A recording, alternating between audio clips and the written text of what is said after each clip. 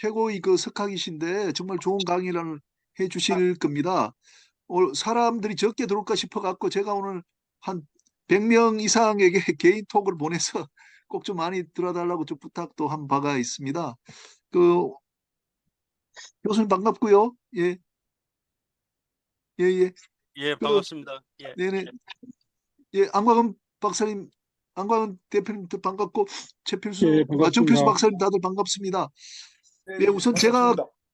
그 한 2주일 동안에 뭐 있었던 일 좀 말씀드려야 되겠는데 그 지난주 목요일 날 제가 뭐 그 좀 또 인재로 뭐 또 영입이 되는 바람에 여러분들 또 염려도 많이 해주시고 또 축하도 많이 해주셨습니다.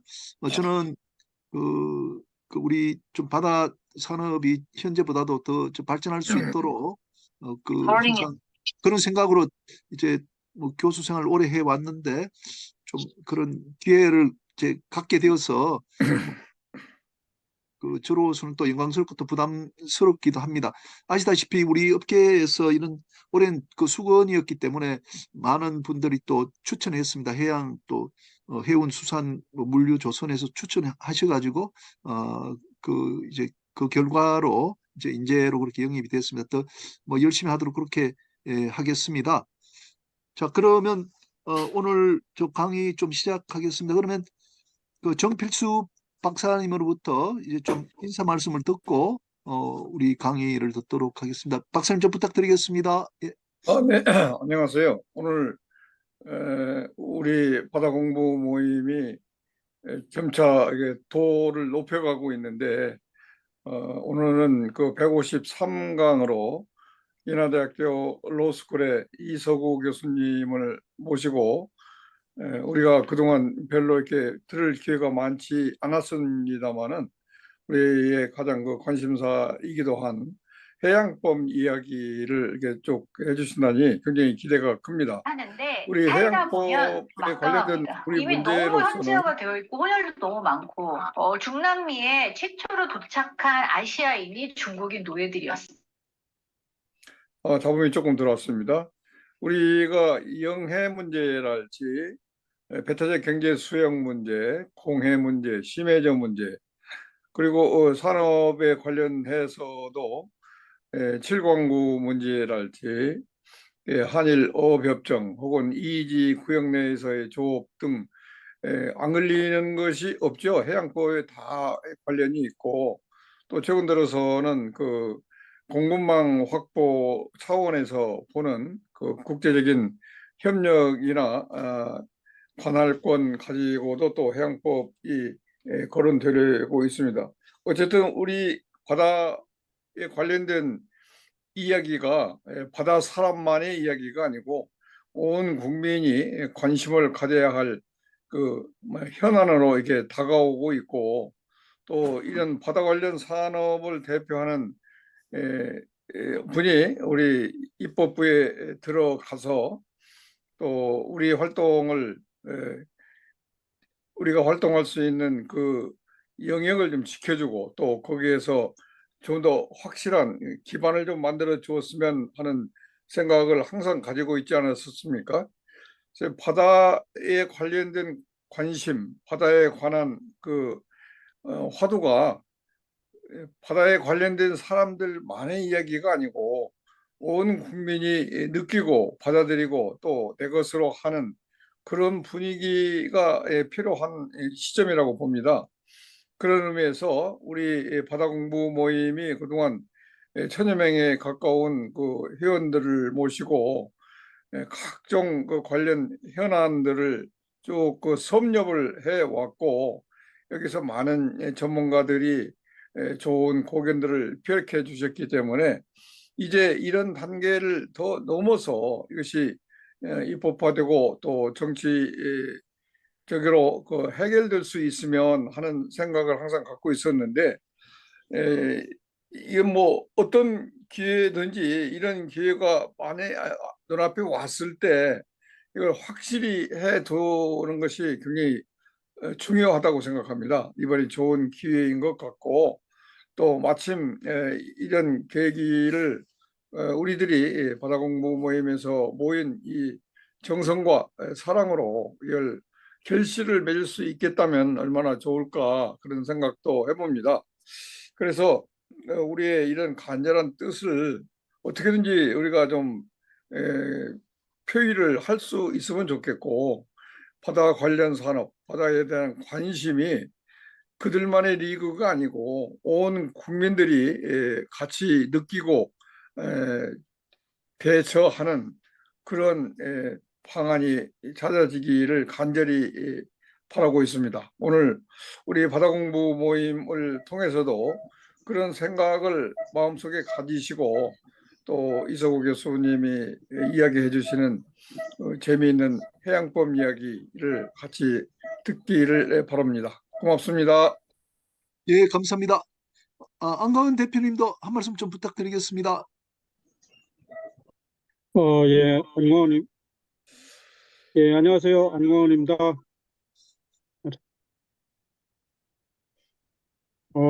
예, 여러분 반갑습니다.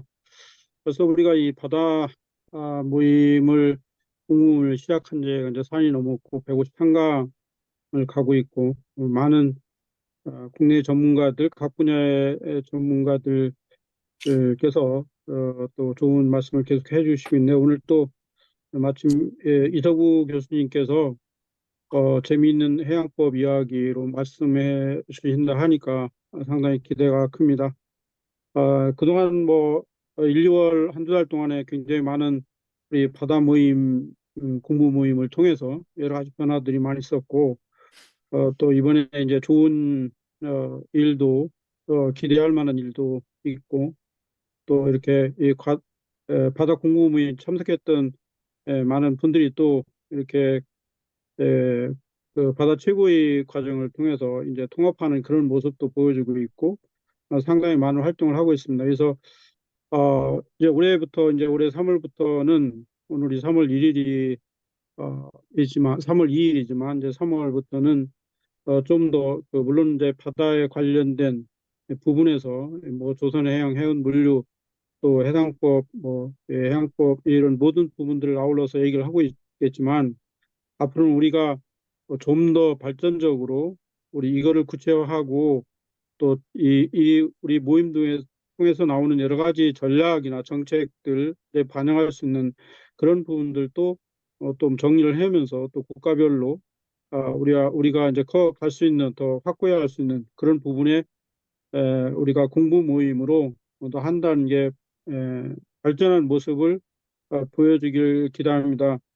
지금 우리가 또 이제 많은 분들이 저도 그동안 바쁘다고 많이 참석을 못했는데 우리 그 모임 멤버들이 거의 1,000명이 육박하고 있는데 실제 참석하는 인원은 10분의 1 정도밖에 안 되는 것으로 이제 계속 보이고 있습니다. 그래서 저도 또 이제 올해부터는 좀 더 많이 참석을 하고 또 많은 또 뭐 주제 발표도 하면서 할 예정인데 많은 분들이 좀 더 참석을 하시고 우리가 이런 그 모임을 통해서 우리 그 조선해양 물류 등 여러 가지 분야 또 우리가 새로운 돌파구로 가지고 있는 AI라든지 디지털 트랜스포메이션 이런 부분들도 우리가 엮어서 같이 아울러 가지고 굉장히 좋은 하나의 전략이나 정책들을 국가에 도움이 될 수 있도록 이렇게 뒷받침하는 역할도 제시하는 역할도 했으면 합니다. 오늘 그 이서구 교수님의 재미있는 해상법 이야기가 굉장히 흥미로울 것 같습니다. 잘 듣겠습니다. 여러분 또 이제 그 눈도 없고 갑자기 추워졌는데 모두 건강 조심하시고 또 새로운 이제 학기가 시작되기 때문에 이런 부분들을 통해서 우리가 또 새로운 마음가짐을 통해 가지고 우리 공부 모임이 더 활성화되기를 간절히 바라겠습니다. 감사합니다. 예, 감사합니다. 그 전용호 교수님 계시나요? 전용호 교수님?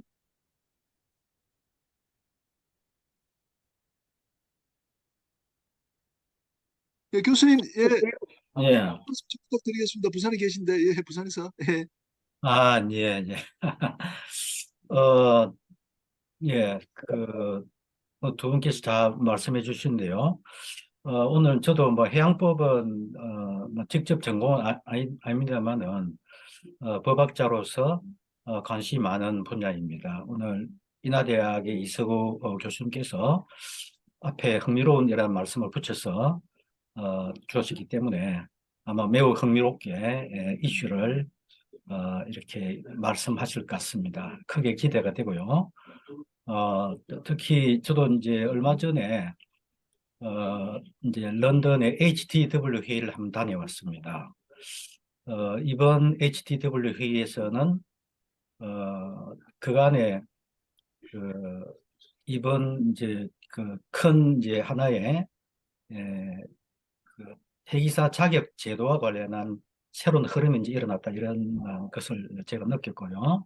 그 핵심 내용이 우리 이 공부방에서 많이 이야기되었던 새로운 시대에 걸맞는 이런 회계 자격 제도를 어떻게 고안할 것인지, 그리고 대체 연료 등과 같은 이런 이제 핵심 이슈를 어떻게 유하히 회계 자격 제도에 반영하느냐 이런 문제를 다루게 될 것 같습니다. 그래서 이번에는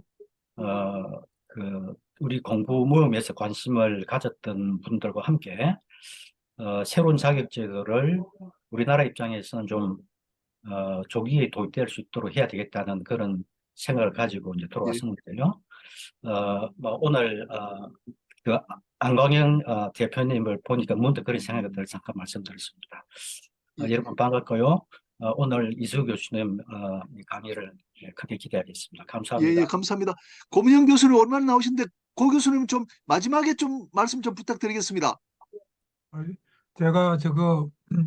우리 모임이 8시부터 강의가 아, 그래 있어가지고 지금 좀 해주시고 예, 간단하게 그게 좋겠네. 얘기하겠습니다. 예, 예. 원래 저도 해드려야 되는데 8시부터 저희들은 매주마다 하는 거여서 예, 예.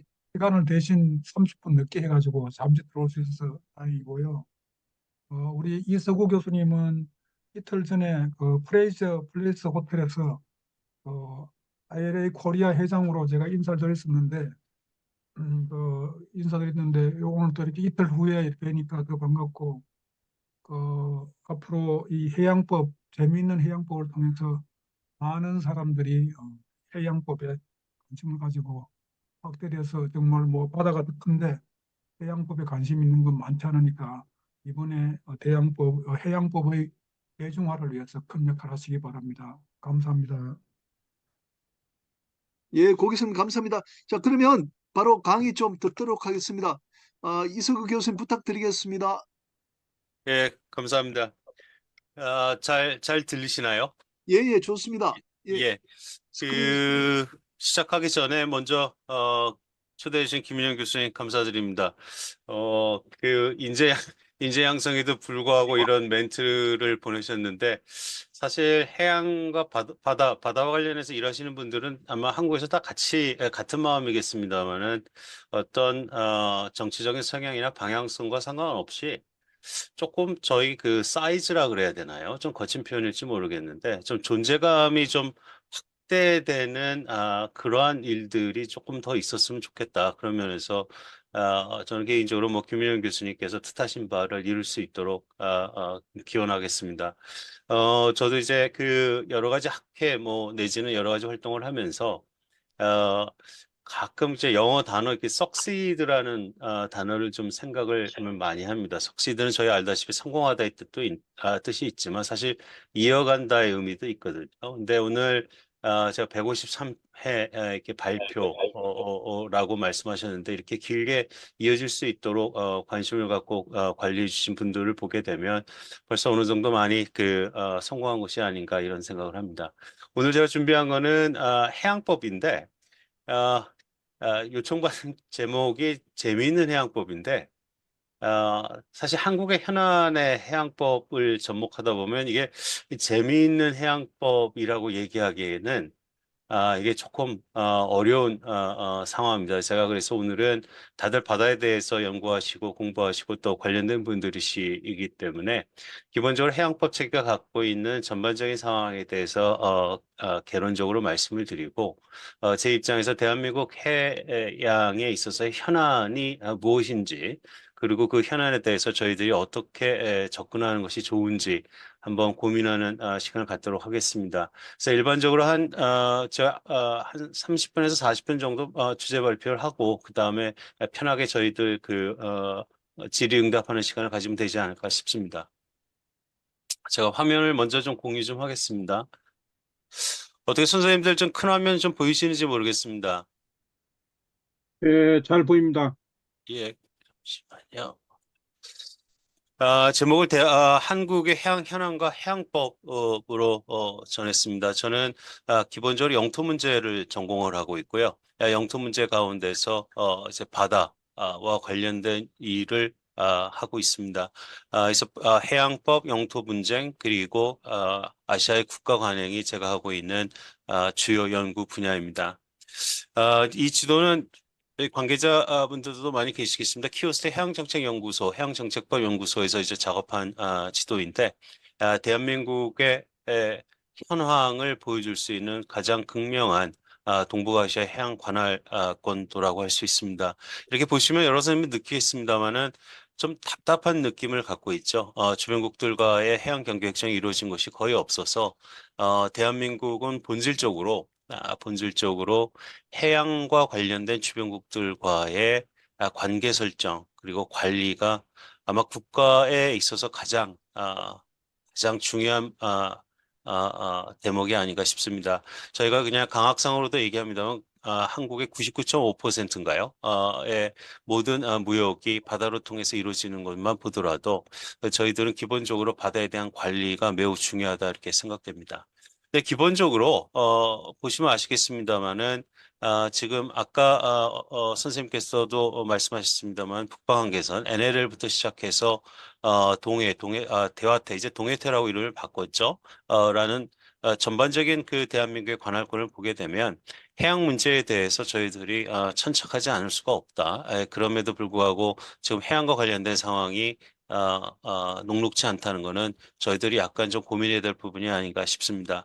그래서 기본적으로 해양법 문제와 관련된 개론을 말씀드리고 각각의 해양 문제에 있어서 우리가 어떻게 대응해야 될지 그것은 특히 올해부터 한국이 갖고 있었던 이제 다가올 것이라고 예상했었던 문제들이 우리가 현실화되는 시점에 있기 때문에 아마 그런 점에 있어서 출구 전략 내지는 대응 전략에 대해서 좀 고민하는 것이 필요하지 않을까 싶습니다.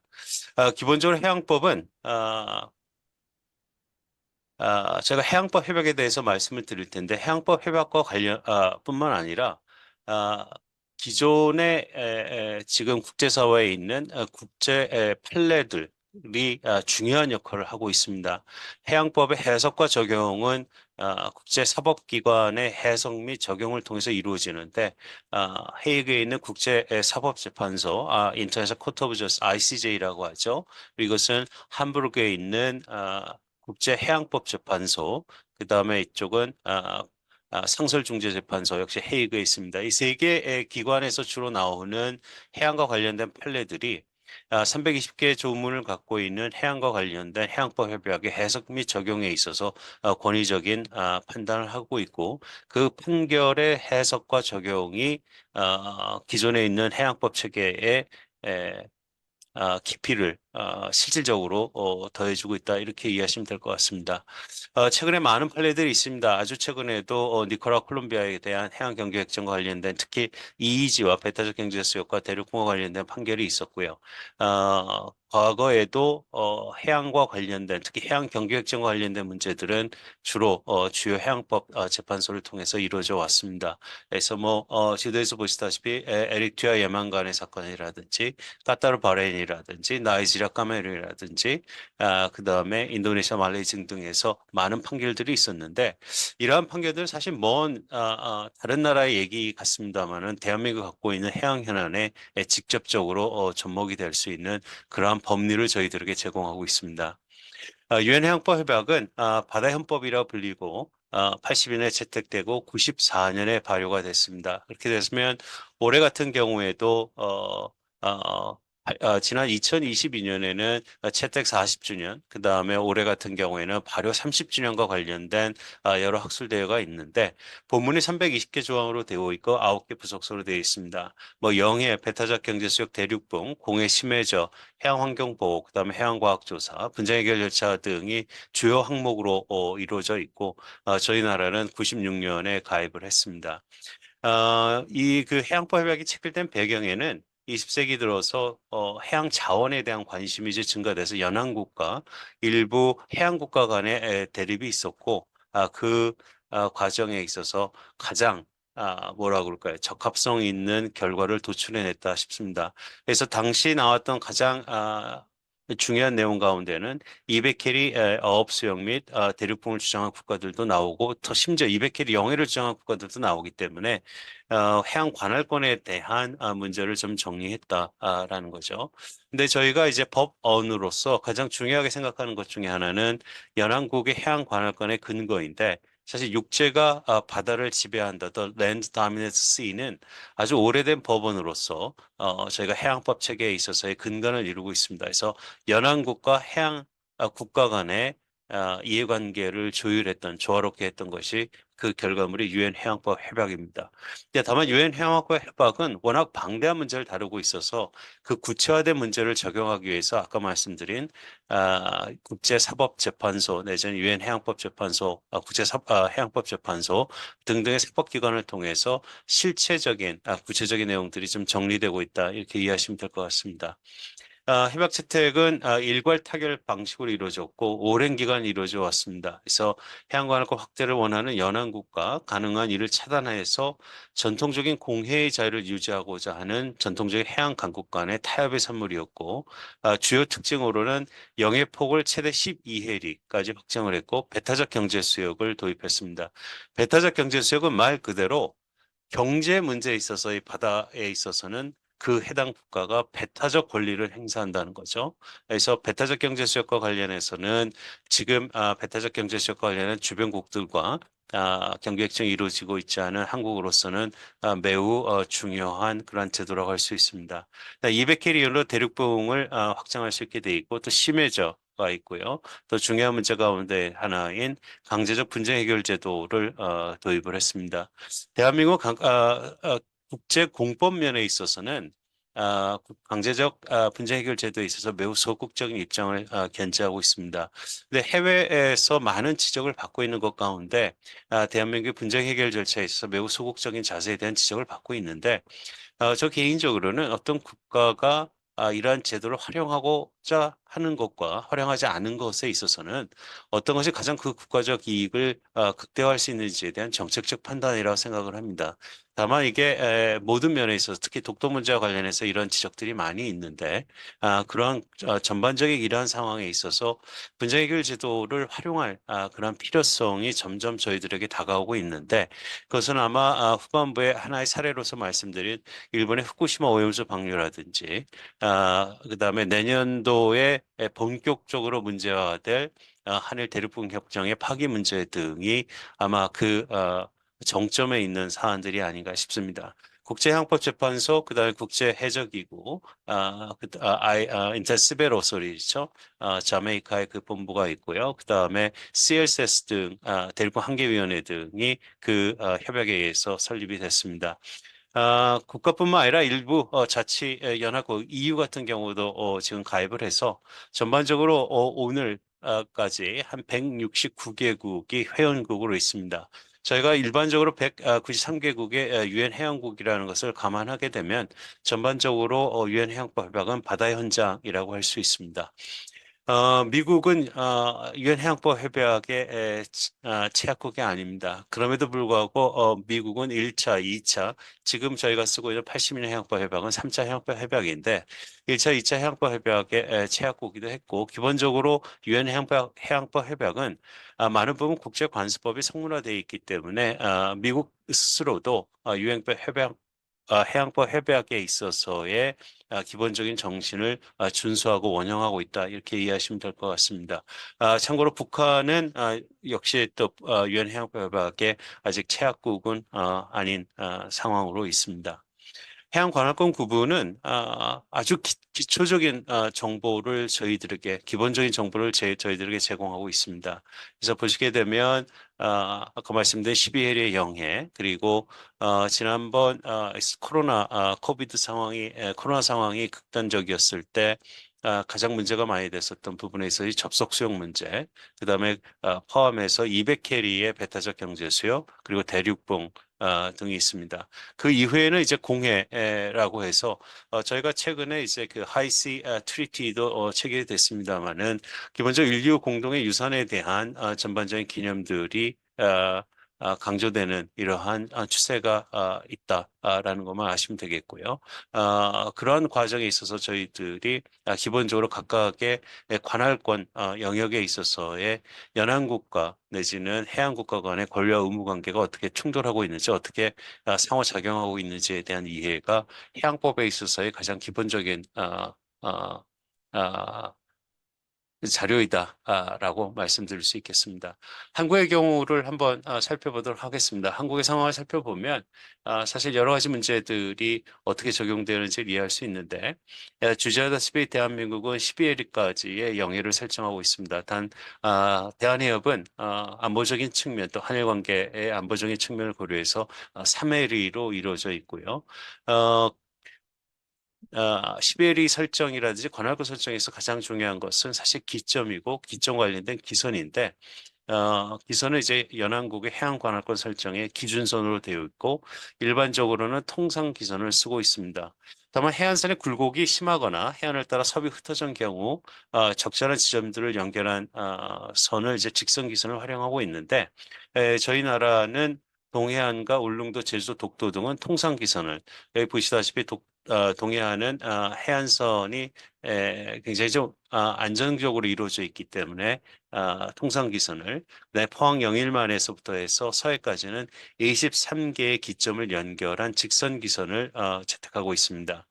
서해 5도와 관련해서는 지금 사실상 NL의 북방 한계선과 관련해서 여러 가지 좀 논란이 있습니다.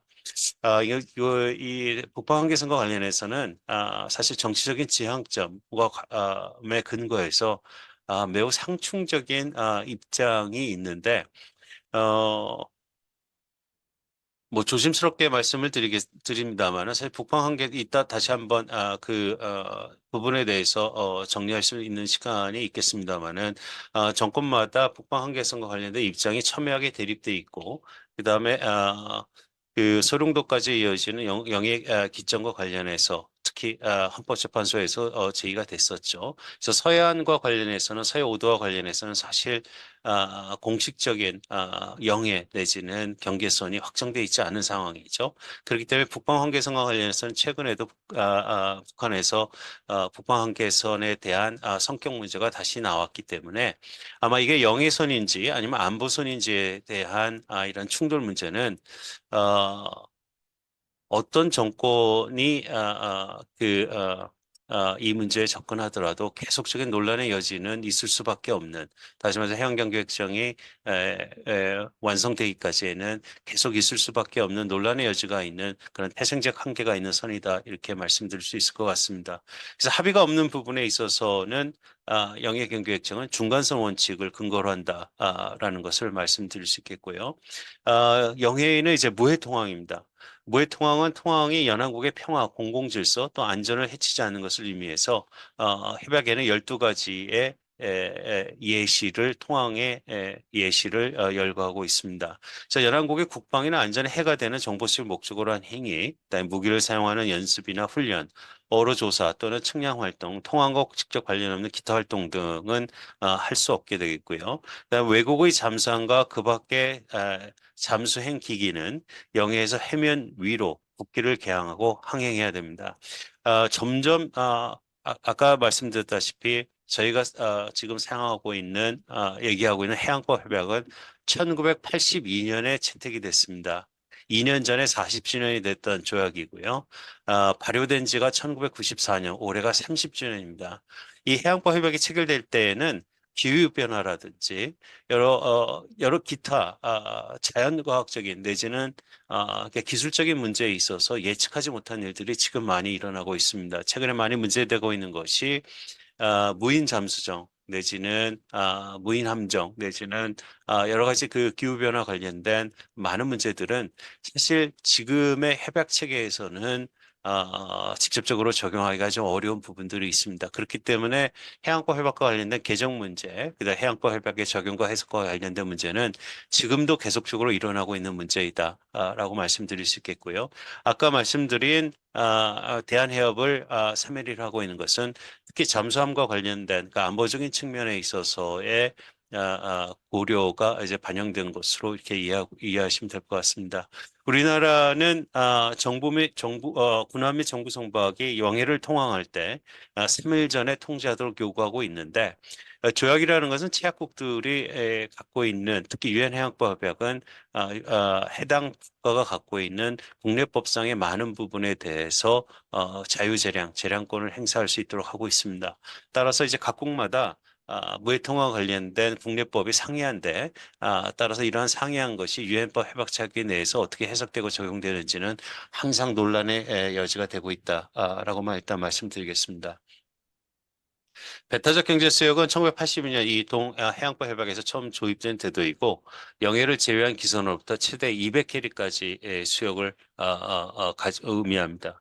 연안국은 주권적 권리와 관할권을 가지는데 저희들이 가끔 이제 혼돈하는 것이 이제 그 주권적 권리의 통합적인 이 주권과 주권적 권리는 상이한 개념이다. 따라서 이제 배타적 경제수역에는 주권보다 약한 낮은 측면에 있어서의 권리인 주권적 권리가 적용된다는 것을 말씀드릴 수 있겠고요. 아까도 말씀드렸지 배타적 경제수입니다. 경제 문제에 대한 배타적 권리를 행사한다는 거기 때문에 다음과 같이 여러 가지 경제 활동과 관련된 특히 자원과 관련된 권리를 행사하고요. 그 다음에 인공 시설물, 해양과학조사, 해양환경 보호와 보존과 관련돼서 주권적 권리를 행사합니다.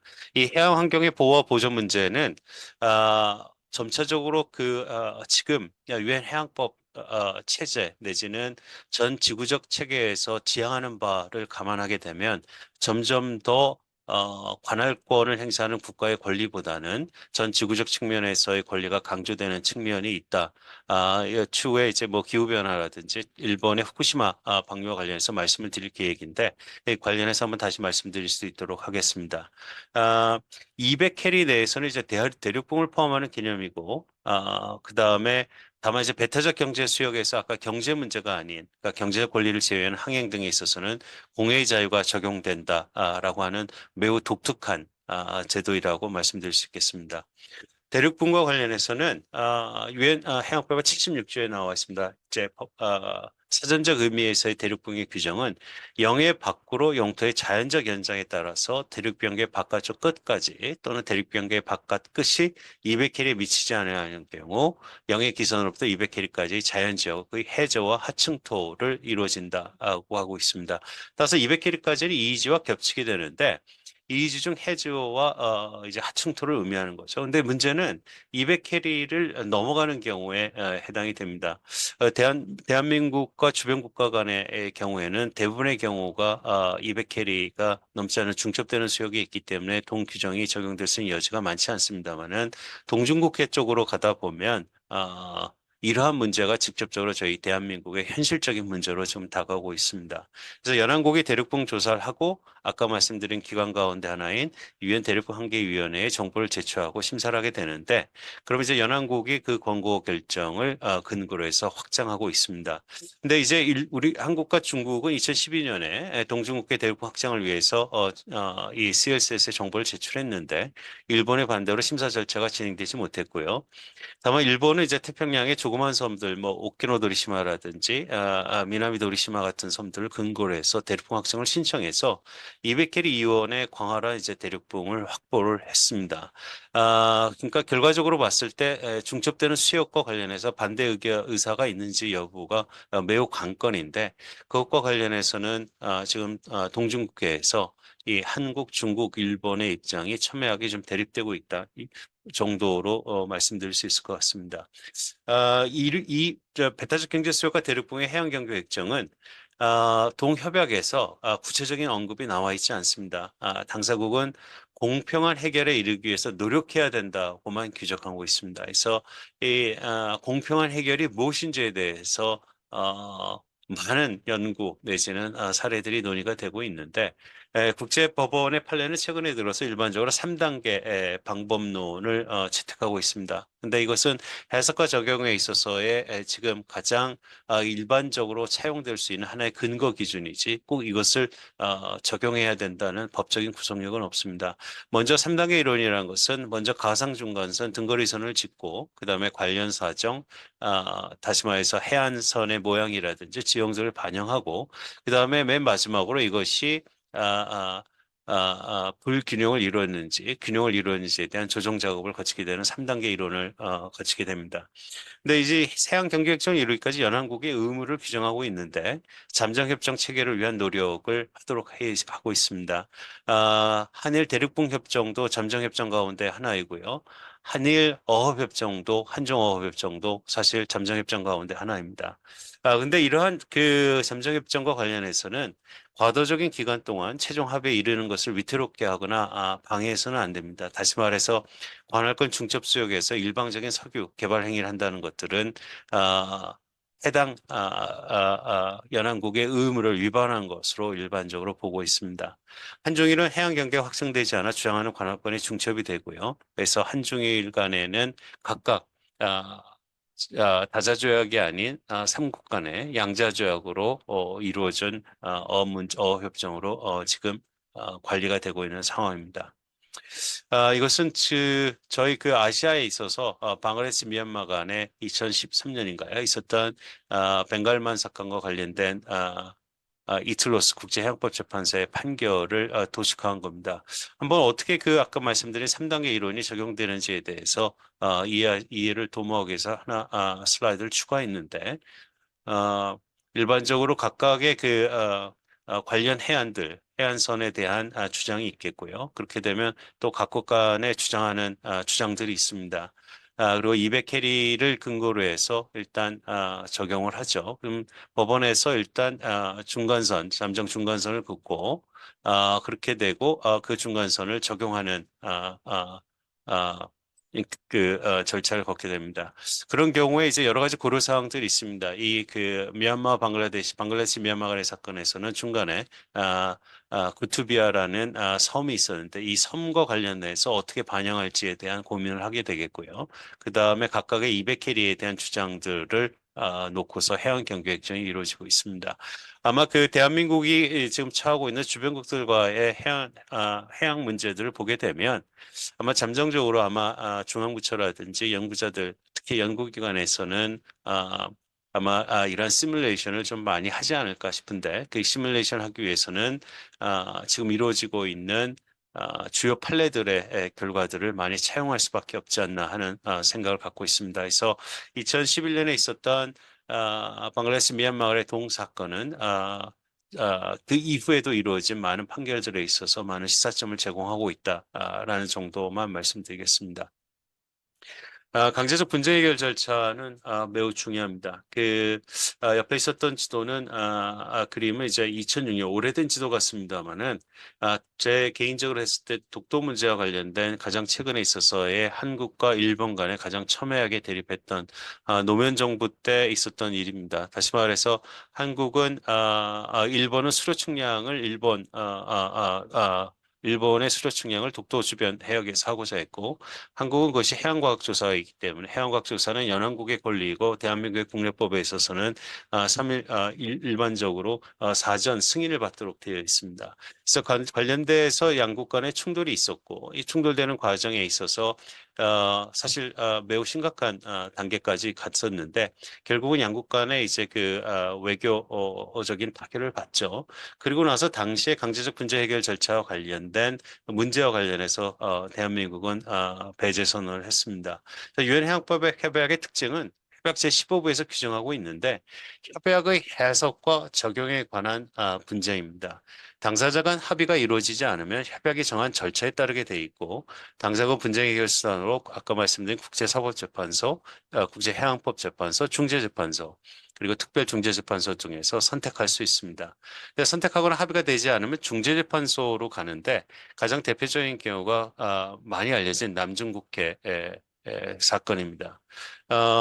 원칙적으로 원론적으로 해양법 협약의 해석과 적용에 관한 분쟁이 하나므로 영토 주권 문제는 다룰 수 없다고 저희들 이해하고 있습니다.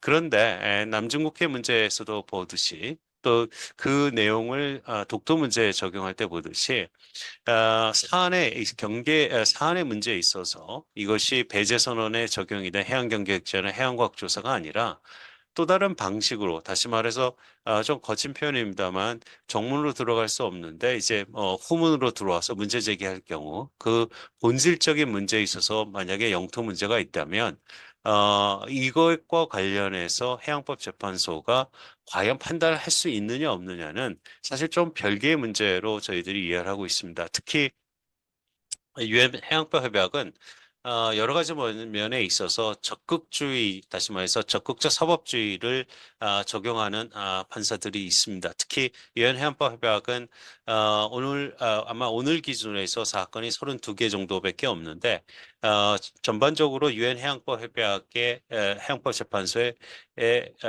존재감을 가시할 수 있는 임팩을 가할 수 있는 법리 형성에 있어서의 의미가 있는 판결들은 많지 않습니다. 제 개인적인 판단에는 해양법에 있어서의 환경 문제 내지는 선박의 프롬프트 릴리스라고 하죠.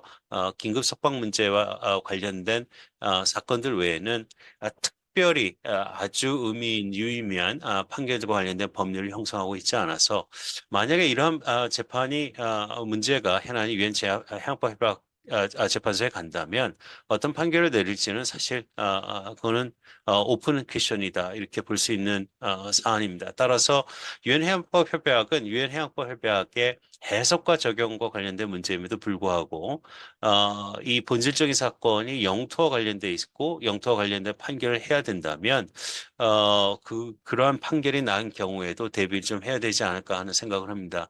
이따 말씀드리겠습니다. 그것이 실질적으로 일어났었고 그렇기 때문에 독도의 2011년에 저희가 독도 해양과학기지 건설을 중단하고 그 해양과학기지가 지금 소총초로 옮겨져 있는 거는 아마 지금 뭐 언론에도 많이 알려진 일입니다. 그래서 독도 해양과학기지와 관련해서 그런 문제가 있었다는 거는 독도 문제는 우리의 영토임에도 불구하고 우리가 어떻게 보면 마음대로 할 수 없는 그러한 상황이 있는 현실을 저희들이 이해를 해야 되겠고 따라서 그렇기 때문에 유엔 해양법 협약의 해석과 적용의 어떤 한계 내지는 문제에 대해서도 좀 공유할 수 있는 인식을 공유할 수 있는 점이 있지 않을까 싶습니다. 그래서 저희는 해양 경계 획정, 군사 활동, 어미 해양 과학조사와 관련된 분쟁, 그리고 유엔 안보리가 권한을 수행하고 있는 분쟁에 대해서는 강제 권한권 배제 선언을 하고 지금까지 이어져 왔습니다. 따라서 2006년 일본의 독도 주변 수역 수료 측량 해양과학조사 시도를 계기로 위 사항에 대한 강제 권한권 배제 선언을 했는데 강제 관할권 배제 선언이 완벽한 방패를 구성하고 있는지에 대해서는 조금 우려스러운 점이 있다라는 것만 말씀드리겠습니다. 다시 동북아에 있어서 해양 관할권들을 보시게 되면 지금 말씀드린 유엔 해양법 협약의 기본적인 내용들이 어떻게 적용될 수 있는지에 대한 이해를 아마 더 이해할 수 있는데 도움이 되시리라 생각이 됩니다. 구체적인 문제에 대해서 조금 언급을 하겠습니다. 서쪽에서부터 저희가 해안을 따라서 동쪽으로 가면서 어떤 문제들이 있는지에 대해서 한번 공유할 수 있는 기회를 갖도록 하겠습니다. 북방 한계선 문제는 아마 지금 현 윤석열 정부에서도 가장 큰 고민이 되는 문제가 아닐까 싶습니다. 특히 9.19 군사협약의 파기 문제, 그다음에 북방 한계선의 법적 지위 문제, 과거에 있었던 서해 평화협정과 관련된 선언과 관련된 문제들이 이제 좀 다른 쪽으로 지난 정부와 다른 쪽으로 가면서 기존에 쓰던 합의들이 어떻게 적용될 수 있는지에 대해서 고민을 할 수밖에 없을 것 같습니다. 이 지도에서 보게 되면 제1수로, 2수로라고 하는 것들은 북한이 주장한 바죠. 근데 이러한 수로를 주장하게 된 거는 개인적으로 봤을 때 북한은 유엔 해양법 협약의 취약국이 아님에도 최근 들어서 국제해양법에 대한 연구가 많이 이루어지고 있는 것은 여러 자료를 통해서 알 수 있습니다. 기본적으로 이제 북방 한계선이 있는데 아까 말씀드린 드린 3단계 이론을 적용해 보면, 다시 말해서 NLL이 영토선이다, 영해선이다라고 주장하는 거에 대한 상대 국가에 대한 반론이 있기 때문에 반대되는 이론이 있게 될 경우에 이제 분쟁이 있게 되면은 기본적인 협약의 해석과 적용을 할 수밖에 없는데, 3단계 이론을 적용하다 보면 이것이 이제 이 빨간 선은 북방 한계선이고요. 그 다음에 지금 서해상에는 많은 구역들이 있습니다. 오늘도 뉴스를 보게 되면 서해 어민들이 조 확대를 위해서 여러 가지 주장들을 하고 계시고, 거기에 대해서 정부가 수용하는 여러 가지 확장하는 문제들이 있습니다만, 실제 현장에 가보면은 조업하는 어민들이 실제적으로 활동하기에 좀 어려운 부분들이 많이 있죠. 근데 이제 이지의 가장 중간선을 저희들이 감안해서 봤을 때, 사실 놀랍게도 가상 중간선은 저희 많은 아래쪽으로 나와 있게 돼 있습니다. 근데 이러한 가상 중간선은 아까도 말씀드렸듯이 북방 한계선이 영해선이라는 전제에서 이루어질 수 없는 것이고, 남한과 북한 간의 이 서해 상의 해양 경계 획정이 이루어지고 있지 않다라는 전제하에서는 이렇게 이루어질 수밖에 없는 것이다라는 거죠. 따라서 개인적으로 봤을 때는 서해상의 평화 안보 상황들이 어떻게 정합성을 가지고 유지될 수 있는지에 대해서는 고민이 많이 필요하다라는 점을 말씀드리겠습니다. 지난번 군사 분야 합의에 있어서도 보시다시피 문제됐던 거는 북측보다는 남측이 더 많은 부분을 완충구역으로 설정했다. 그래서 많은 면을 우리가 더 제공했다라는 점을 강조하고 있는데, 사실 역으로 보게 되면 동해 상황에 있어서는 남한보다 북한이 더 많은 수역을 제공하고 있다. 다시 말해서 남과 동해와 서해상을 공통으로 같이 등가성을 놓고서 이게 봤을 때는 평가가 다뤄질 수 있는 부분들도 있지 않을까 싶습니다. 이 점에 대해서는 아까도 말씀드렸다시피 각 정부에서 지향하는 바가, 남북 관계에 있어서 지향하는 바가 워낙 첨예하게 대립되기 때문에 아마 정책적인 결정을 하는 데 있어서는 고민되는 부분들이 있지 않을까 하는 생각이 있습니다. 그래서 조심스럽게 그러한 점만 말씀을 드리고요.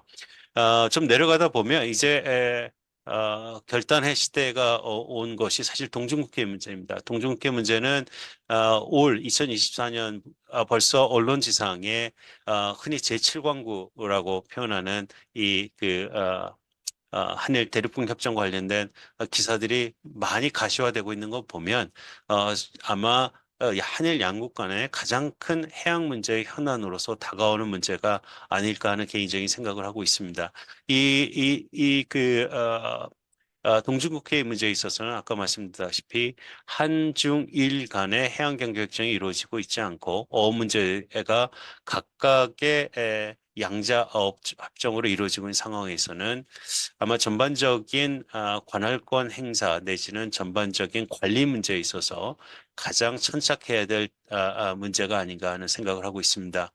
문제에 관련해서는 중국의 불법 문제는 아주 오래된 고쳐지지 않고 있는 문제이고, 또 관련해서 언론에도 많이 나오고 있습니다만은 특히 해양과 관련된 법 집행 기관인 해양경찰에서 가장 고민하는 부분이 아닐까 싶습니다만은 많은 문제와 관련된 불법 조업들이 이루어지고 있습니다. 가상증가선이고 여기 나온 하얀 섬들은 중국의 어선들이죠. 근데 많은 대한민국에 해역적으로 많이 들어와 있습니다. 이게 아주 오래된 자료이니까 아마 지금 측면에 있어서는 어떤 다른 면이 있는지 좀 살펴봐야겠습니다만은, 지금도 이렇게 이루어진 산단 형식에 있어서의 많은 문제점들은 저희가 많은 관심을 갖고 있는 부분이 아닌가 싶습니다.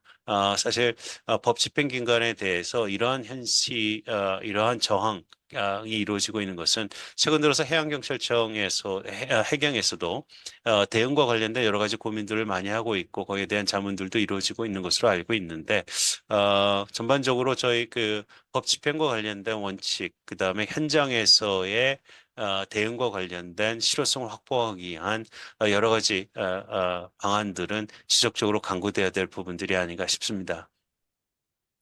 이효도 문제, 저도 연구 때문에 여러 차례 이제 방문한 적이 있습니다만은, 이효도 문제는 바다의 문제면서 한중 간의 해양 경계 획정이 이루어지고 있지 않은 문제이기 때문에 아주 중요한 의미를 갖고 있습니다.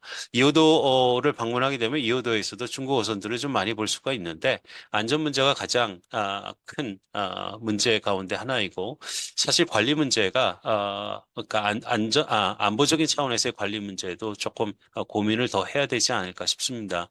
많은 분들 이제 오해하고 계신 것 가운데 하나는 이호도는 수중암초이기 때문에 어떠한 법적인 권리를 행사할 수 없습니다. 법적인 권리도 행사할 수 없다는 것은 배타적 경계 협정, 배타적 경계 획정에 있어서의 고려 대상이 아니라는 거죠.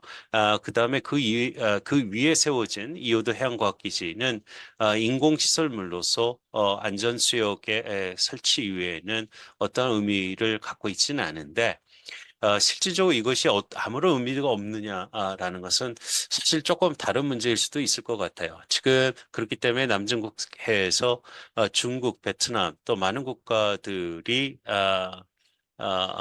전투적으로 또 필리핀 같은 국가들이 경쟁적으로 인공섬 설치에 나서는 것들은 여러 가지 선점의 의미에 있어서 전혀 무의미하지는 않을 수 있다. 다만 엄밀한 의미의 해양법적인 적용과 해석을 하다 보면 이호도 해양과학기지는 해양과학 시설물과 관련된 그 의미 외에는 해양경계획정 관련돼서 어떤 의미를 법적인 의미를 가질 수 없다라는 것은 일단 기본 전제로 저희들이 공유해야 될 부분이 아닌가 싶습니다. 한중 한일 어협정 최근 들어서도 언론에 많이 나오는 것이 한일 어협정과 관련된 문제로 이해하고 있습니다. 최근에 한일 어업협회에서 공식적으로 어떤 협정 타결 관련된 건의 사항을 좀 제기한 것을 아는데 특히 한일 어협정은 한국에 있어서의 피해가 많이 큰 것으로 이해하고 있습니다. 혹시 여기 제주에서 근무하시거나 활동하시는 분이 계실지 모르겠습니다만 실질적인 피해가 제주 어민단체에 많이 있는 것으로 저는 이해하고 있습니다. 대한민국의 기본적으로 어업협정을 통해서 선단이라든지 그다음에 쿼터 어획량에 대한 조정들이 있게 되는데 주지하다시피 업정을 통해서 양국이 협상을 하는 과정에 있어서 아직까지 결과를 도출해내지 않고 있는 이유는 한국과 일본의 어떤 이해관계가 사실 등가성이 없는 것이죠. 한국은 일본의 해역에서 더 어획량을 내지는 어로 작업을 해야 되는 상황이고 사실 많은 부분에 있어서 일본이 그 정도로 저희 해역에 들어와서 조업하지는 않습니다.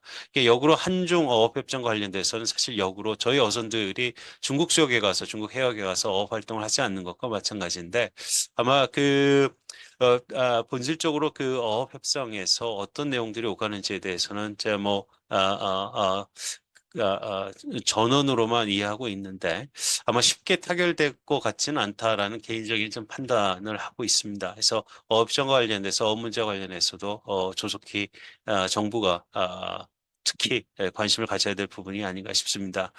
동등께 가게 되면 한양 조업수역이 있습니다. 이 지도를 특히 보여드린 이유는 한중일 간의 그 조업수역이 중첩되는데 흥미롭게도 많은 문제에 있어서의 어떤 문제점들은 보고되고 있지 않은데 그 이유는 아마 조업수역이 멀기도 하거니와 어획량이 없을 수도 있겠고 그럼에도 불구하고 한중일이 현행 조업수역에서 남부 조업수역에서 공통적으로 활동하고 있는 것과 관련해서 는 하나의 시세점을 좀 주고 있는 것이 아닌가 이런 생각을 좀 하고 있습니다. 한일 대륙붕 협정은 이제 2025년 내년이죠. 내년 6월이 되게 되면 한 국가가 일방 통보로서 조약을 파기할 수 있는 권리를 갖게 됩니다. 사실 그 75년에 해배학이 체결될 당시에 그리고 이제 발효가 78년에 됐는데 당시에는 이제 주지하다시피 중간선 이론보다는 자연 연장설, 내추럴 프롤ongation 이라고 하죠. 대륙분의 자연 연장설이 더 당시에 있었던 법리에 가까웠기 때문에 일본 측에서도 해배학을 체결할 수 있는 근거 내지는 어떤 그 배경이 됐습니다마는 동협약이 한국 측에 유리하게 체결됐다는 기본적인 인식이 지금 있는 것 같습니다. 따라서 만약 동협약이 파기가 된다면 아마 5분의 4에 지금 공동개발 수역의 5분의 4에 해당되는 부분이 중간선을 적용했을 때 일본 측으로 간다는 이해가 있고 아마 이러한 것이 일반인들에게도 많은 언론 보도를 통해서 이루어지고 있습니다. 그래서 약간 좀 자극적인 기사들을 보게 되면 해양 영토가 이제 5분의 4가 일본으로 간다 이렇게 돼 있고 그 관련해서 저희들이 이렇게 그 뭐라 그러죠? 접촉한 내지는 같이 이렇게 논의하고 있는 일본 학자들을 보게 되면 일본의 입장은 사실 뭐 내년 6월 이후에는 언제라도 파기할 수 있는 통보할 수 있는 그러한 지위에 있기 때문에 아마 한일 관계가 매우 변수가 아닐까 싶습니다. 또 다른 면에 있어서는 중국 요소를 주장하는 분도 있습니다. 아까 제주 남방 지역과 관련된 현행 조업 지역도 말씀드렸습니다만은 만약 그 한국과 일본의 동협약이 파기가 되게 되면 과거 동협약이 체결됐을 때 중국이 이제 그 저항한 어떤 문제 제기를 한 것과 마찬가지로 동해역에 대한 일본의 중국의 접근이 충분히 예상되는 면이 있습니다. 근데 그럼에도 불구하고 과연 일본이 과거 75년에 잘못 체결한 이러한 조약, 그러니까 다시 말해서 일본에 불리하게 된 조약을 그대로 유지할 수 있는 그런 필요성을 적극적으로 느끼는지 그건 잘 모르겠습니다. 아마 동협약을 폐기하고 파기하고 다른 차원의 조약을 내지는 협정을 한국 측에 제기할 가능성도 있고 여러 가지 지금 다양한 시나리오들이 나오는데 기본적으로 저는 개인적으로 협정은 만약 우리가 일본의 입장이라면은 잘못되어 있는 협정은 일단 파기하고 새로운 협정을 제안하는 것이 보다 더 타당하지 않을까. 그렇다면은 아마 그거에 대한 준비를 대한민국 정부나 내지는 연구기관에서 다양한 시나리오나 사실 출구 전략을 준비하지 않으면 안 된다라는 생각을 하고 있습니다. 지금 한일 관계가 좋기 때문에 많은 분들이 이제 낙관을 하는 분도 계십니다만은 저희가 일제강점기의 판결이라든지 뭐 독도 문제라든지 이런 현황들을 보게 되면 관계가 좋은 곳은 좋은 곳이고 또 현안은 현안으로서 대응할 수밖에 없기 때문에 그거에 대한 준비는 저희 쪽에서도 출구 전략은 대응 전략은 좀 준비해야 되지 않을까 하는 생각을 말씀드리고 싶습니다. 아까 말씀드린 대륙붕 협정과 관련된 내용들과 관련해서 바다 영토와 관련된 확장 문제에 한국과 일본의 입장이 이제 대립되는 그러한 시점이 결국은 다가왔다라는 점을 좀 강조하고 싶습니다. 뭐 독도 문제는 뭐 끊을 수 없는 한일 관계 바다 문제입니다. 아까 말씀드렸지만 육지가 바다를 지배한다라는 문제로 영토 문제는 해양법 협약의 기본적인 해석과 적용의 대상이 되지 않습니다만은 육지가 바다를 지배한다는 기본 법원이라든지 영토와 관련된 제 문제들 다시 말해서 영토로부터 바다 문제가 시작되기 때문에 아마 부수적인 문제를 적용하면서 본질적인 사안에 있는 영토 문제에 대한 문제점들이 제기될 수 있는 여지가 충분히 있다라는 개인적인 생각을 하고 있습니다. 지금 아까 말씀드린 이 해양과학기지 같은 경우에도 결국은 저희가 500캐리 내 독도 수역에 500캐리 내에 설치하지 못하고 이것이 지금 소총초로 가 있는 것을 보면 아까도 말씀드렸지만 독도는 우리 영토이지만 우리가 뜻대로 할 수 없는 그런 한계가 있는 것이기 때문에 아주 세심한 관리가 필요하다라는 것을 말씀드릴 수 있겠습니다. 독도 문제와 관련해서 저희가 취재할 게 독도의 법적 지위 문제는 많이 논의되는 문제입니다. 이것은 이제 뭐 영국과 아일랜드 간에 있었던 락홀이라는 섬 문제인데요. 주지하다시피 이 섬의 법적 지위와 관련해서 200캐리를 하게 되면 영국이 확장된 지역까지 이제 그 관할권을 행사하게 되는데 공교롭게 또 많은 분쟁에 있어서는 이제 자원 문제가 이제 결부가 되는데 이 확장된 수역에 어족 자원이라든지 미생물 자원, 그러니까 자원과 관련된 것들이 결부돼 있죠. 그래서 여러 가지 논란 끝에 저희가 그 유엔 해양법 협약의 120조 3항을 보게 되면 자체적인 경제 활동이라든지 인간이 거주할 수 있다는 요건이 있습니다. 그렇기 때문에 이제 사람들이 거주하는 것과 같은 현상들을 보고 있는데 이번 남중국해 사건에서 보듯이 이러한 점과 관련해서는 이러한 현실을 놓고서 이것이 200캐리를 발현할 수 있는, 가질 수 있는 그러한 암석, 도서라고 보기에는 좀 문제가 있지 않을까 생각이 됩니다. 이 오키노도시마도 마찬가지죠. 근데 아까 말씀드렸죠. 국가 관행이라는 것은 명시적으로 이것을 할 수 없다는 조항이 없으면 그 국가의 개별 국가의 자유재량이 있습니다. 이 오키노도시마에 인간이 거주할 수 있다 이렇게 보기는 좀 어렵죠. 경제 활동할 수 있는 것도 더더욱 아닌데 결국은 이제 일본이 콘크리트를 치고 거기에 대해서 경제 활동을 할 수 있는 것으로 자국이 배타적 경제 수역을 선포를 하는 거죠. 그래서 지금 오키노도시마라는 것은 이 방대한 양의 한 12만 한 4천 4천 스퀘어 킬로미터인데 그러니까 캘리포니아 정도 되는 사이즈의 해역을 가지게 되는 겁니다. 이거에 대한 끊임없는 문제 제기를 하고 있음에도 불구하고 결국 한 국가가 자국의 영토, 자국의 배타적 경제수역을 선포하고 특별 분쟁 상황이 없는 경우에는 관할권을 행사하게 되는데 이러한 것이 이제 아주 안 좋은 선례가 될 수 있는 거죠. 그래서 이것이 남중국해의 어떤 시발점이 됐습니다. 이제 이 섬은 이제 2016년에 남중국해 사건의 핵심이 된 작년에 2013년에 문제가 제기했던 10주년이 됐던 해인데 황헨다오이죠. 황헨다오인데 스케브로솔인데 결국 이러한 섬에 대해서 남중국해에 있는 많은 도서에 대해서 인간이 거주할 수 있고 경제 활동이 할 수 있다는 쪽으로 주장들이 가고 있는 것은 유엔 해양법 협약이 갖고 있는 어떤 해석과 적용의 한계점을 어떤 그 빈 공간을 국가들이 적극적으로 이제 활용하고 있는 것이라 볼 수 있습니다. 이것은 많이 나오고 있는 하나의 예인데 수비리프의 이제 그 인공섬, 인공시설물, 그 다음에 활주로를 건립을 해서 실질적으로 도서의 기능을 행사하고 있는 것으로 강조를 하고 있고 이것이 가장 대표적으로 언론에도 많이 나오고 있습니다만 대표적인 항해 국가인 미국의 프리덤 내비게이션이죠. 자유항행 원칙과 충돌돼서 중국과 미국의 충돌 문제가 남중국해에서 일어날 가능성이 있고 대만 해역과 연동해서 만약에 다음에 또 분쟁이 있고 남중국해 문제, 필리핀과 중국과 같은 중재 재판이 이루어진다면 최근에는 이제 제2차 남중국해 재판과 관련된 문제 제기가 베트남에서 이루어질 가능성이 농후한 것으로 저희들에게 이제 많이 회자가 되고 있습니다.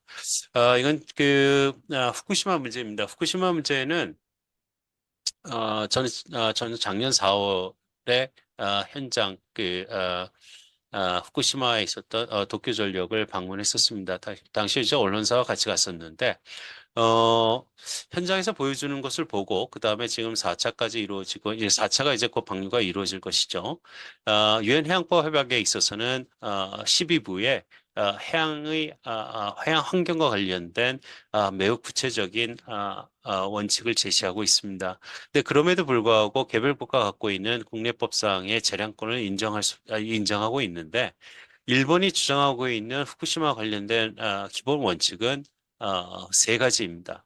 첫째는 일본의 방류 행위는 유엔 해양법 협약에 위반되지 않는다. 유엔 해양법 협약의 그 어떠한 협약도 한 국가가 정류된 다시 말해서 일본 수도 이렇게 처리수라고 그러죠. 처리된 오염수가 방류되는 것을 제한하고 있지 않다라고 주장하고 있고요. 두 번째는 이제 런던 덤핑 컨벤션을 얘기합니다. 우리 런던에 있는 IMO 국제해사기구의 런던 덤핑 컨벤션을 보게 되면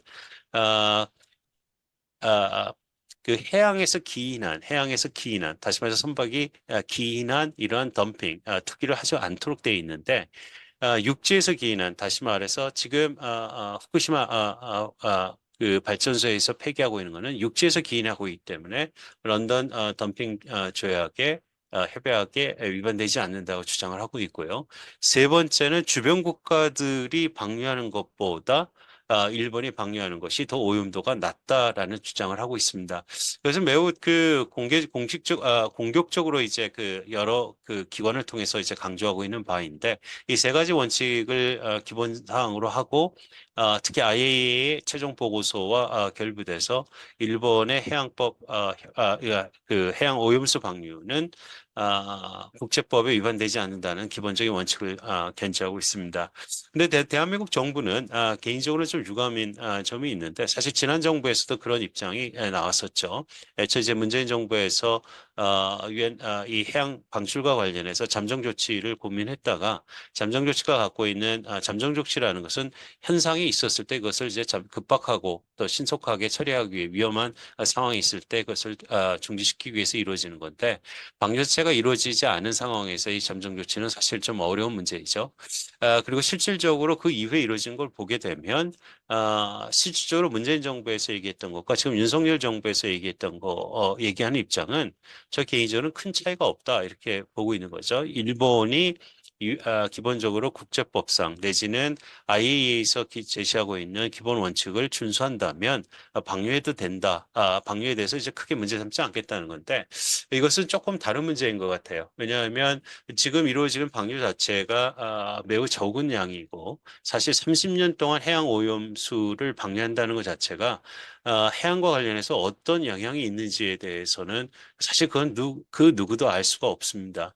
따라서 매우 조심스럽게 어떤 현상이 일어났을 때 사실 법에 있어서 금반원 원칙도 있는데 매우 적극적으로 우리가 우리의 입장을 담보하는 견해를 제시하는 것이 좀 더 좋지 않았을까 하는 개인적인 생각을 합니다. 다시 말해서 우리는 지금 일본의 방류와 관련해서 매우 주의 깊게 살펴보고자 한다. 그리고 국제법과 아예 기본 원칙을 준수하며 이루어지는 방류에 대해서 같이 고민하더라도 이해하더라도 이것이 대한민국의 해양 내지는 인류의 건강에 국민의 건강에 위해를 가할 시에는 가할 수 있는 법적인 조치에 대해서 우리는 유보한다라는 정도의 좀 강한 메시지는 지속적으로 좀 낼 필요가 있는 것이 아닌가 싶습니다. 지금 후쿠시마 관련한 현 정부의 입장은 다소 조금 걱정스러운 부분이 있다라는 개인적인 생각이 있습니다.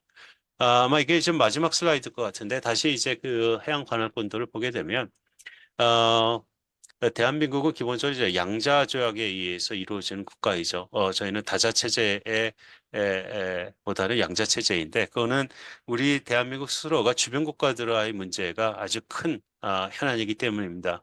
한국을 둘러싸고 있는 국가들을 보면 일본, 중국, 러시아, 북한 뭐 이렇습니다. 어느 분은 한반에 1등부터 5등이 전교의 1등부터 5등 하고 있는 지역이 동아시아라고 얘기를 합니다. 사실 이 지역 이렇게 보게 되면 한중일 간의 GNP를 보게 되면 전 세계 GNP의 저희가 25% 정도를 차지하고 있습니다. 그 얘기는 뭐냐면 미국이 25%, EU가 25%, 동아시아가 한 25% 차지하고 있다면은 이 국가에서 이루어지고 있는 영내 관계의 해양 관할권에 대한 관리 문제는 대한민국의 해양에 매우 중요한 문제이다라는 거고요.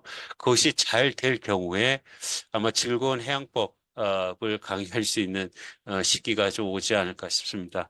일단 시간이 어느 정도 많이 지났기 때문에 여기서 일단 강론을 마치고 이제 많은 선생님들의 어떤 질문을 통해서 좀 구체화하는 시간을 갖도록 하겠습니다. 경청해 주셔서 감사합니다. 예, 감사합니다.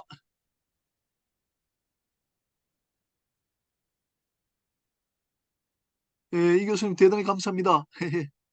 아이고, 예, 잘 고맙습니다. 들었습니다. 예, 예, 예. 잘 들었습니다. 예, 그러면 지금부터 좀 말씀하실 분들이 있으시면은 자유롭게 이렇게 하시면 되고요. 그 낭트 대학의 김남구 그 박사님이 제가 알기로는 아마 해양법 쪽 아니신가 싶거든요. 그래서 그 김남구 선생님도 좀 말씀하시고 또 뭐 한덕훈 선생님도 이쪽에 다 관심 있는 걸로 그렇게 알고 있습니다.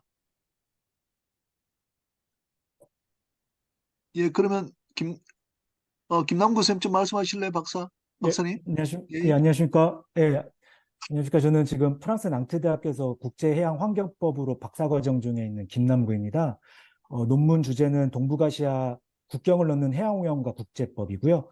당연히 그 국제법을, 특히 해양법을 하는 한국인으로서 이서구 교수님 논문은 안 읽고서는 공부를 한다고 말할 수는 없는 일이고요. 그래서 이렇게 논문으로만 배웠었는데 실제 강의를 들으니까 역시 정말 명강의라고 생각합니다. 그리고 최근에 그 낭테대학교 법과대학 교수님이랑 그 동중국해 관련해서 얘기를 했었는데 이석유 교수님 논문을 바로 말씀하시더라고요. 그래서 아, 이제 세계적인 석학의 반열에 오르셨구나라는 생각이 들었습니다. 그 더불어 제 논문이 주제가 그 국경을 넘는 해양오염이다 보니까 지금 작년 10월쯤에 제가 알기로는 교수님께서 국경을 넘는 해양오염과 동북아시아 국제법의 현안에 대해서 논문을 쓰셨던 걸로 기억납니다. 그래서 그 논문 읽으면서 정말 개인적으로 질문들이 많았었는데 오늘 이 자리를 좀 빌려서 몇 가지 좀 질문을 드리고 싶습니다. 교수님께서 말씀하신 뭐 세 가지 정도로 빠르게 질문 드리겠습니다. 하나는 뭐 교수님께서 말씀하셨듯이 유엔 해양법 협약에서는 제 192조부터 해서 따로 불호에서 해양환경 보전에 대해서 보호에 대해서 굉장히 말을 하고 있는데요. 하지만 그 지역적 차원에서의 아무래도 유엔 해양법 협약이 갖고 있는 한계점이 있기 때문에 지역적 차원에서의 해양환경 보호 협약을 권고를 하고 선호를 하고 있습니다. 더 잘 아시겠지만 유럽 같은 경우는 지중해 지역의 바르셀로나 환경보호협정, 그다음 오스파 협정, 뭐 해양은 아니지만 에스프 협정 등이 있는데요. 그 동북아 해양 환경보호 지역 협정은 아직은 없는 실정인데 교수님이 생각하시기에는 뭐 정치 협학적이라든지 역사적인 문제도 있겠지만 기타 그 밖에 이 지역 협정을 체결하는 어려운 요인이 무엇인지 좀 알고 싶고요. 두 번째로는 제가 여기 프랑스 해양법 학자들과 얘기를 할 때 동북아시아는 해양 경계 획정이 명확하지 않다. 그래서 그렇다면 이게 그 지역 환경 보호 협정 내지 법적으로 지역 환경 보호를 만든 시스템을 체계화할 수 있는 부분에 장애물이 되느냐라고 물어보면은 좀 의견이 두 분야로 나눠지더라고요. 역시 해양 환경을 중시하시는 해양법 학자는 당연히 이 해양 경계 획정이 없기 때문에 그 해양환경 보호를 함에 있어서 어느 정도 한계가 있을 수밖에 없다라는 말씀을 하셨고, 영토 학자, 좀 해양 영토 쪽에 계신 분들은 해양 경계 획정이 없음에도 어느 정도 분쟁이 가시화되지 않고 상당 기간 동안 분쟁이 없다 손 친다면은 좀 이미 어느 정도 고로 간주할 수 있기 때문에 해양 환경을 보호할 수 있는 의무가 형성된 거고, 이것은 어떤 협력체를 마련하는데 전혀 장애물이 되지 않는다라고 의견을 말씀하시더라고요.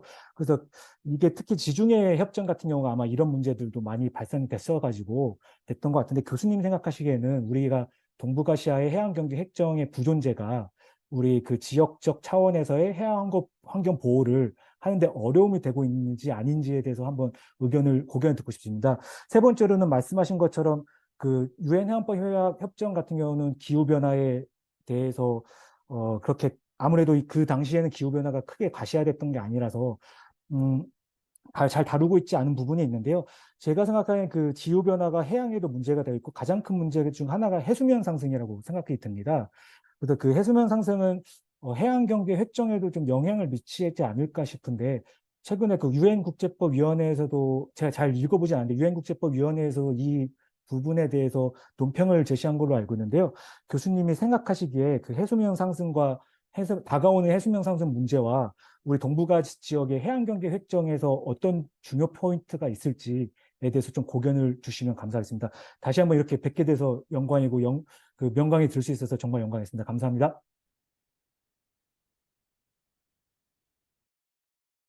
어떻게 그냥 질문이 세 개나 나왔기 때문에 바로 답변하고 또 그러시죠. 다른 선생님 하시는 게 좋을 것 같습니다. 예. 세 문제 다 아주 그 근본적인 문제를 주신 것 같아요. 저는 해양 환경 보호와 관련된 이제 지역적 차원에서의 체제가 아시아에는 없다 이런 얘기는 사실 동아시아와 관련돼서는 해양 환경 문제뿐만 아니라 사실 지역 간 협력 체제가 매우 빈약한 지역입니다. 근데 저는 개인적으로 동아시아에 있어서의 지역 간 협력 체제, 특히 해양 문제와 관련돼서는 굉장히 좀 부정적으로 좀 보고 있습니다. 그 이유는 해양법도 국제법의 한 분야이자 아주 특화된 분야이기 때문에 가장 중요한 거는 이제 국가 관행인데, 이 동아시아를 구성하고 있는 세 개 국가, 사실 뭐 북한, 러시아는 열외로 하겠습니다.